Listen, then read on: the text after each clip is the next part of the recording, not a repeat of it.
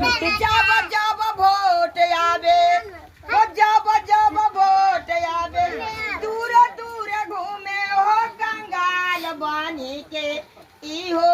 नेता दलाल हो कंगाल बनी के इहो नेता दलाल हो कंगाल बनी के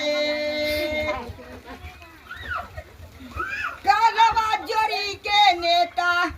कालवा जोड़ी के नेता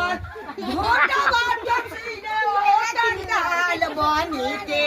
ओहो नेता दलाल हो कंगाल बनी के इहो नेता दलाल हो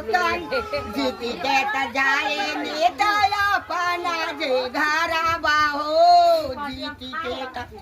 जाए नेता अपना जे घरवा पवनी के बाद नेता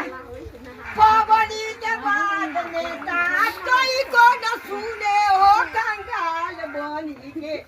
इहो नेता दलाल हो कंगाल बनी तो हमनी के क्या कंगाल करते जो सब अपने कंगाल हो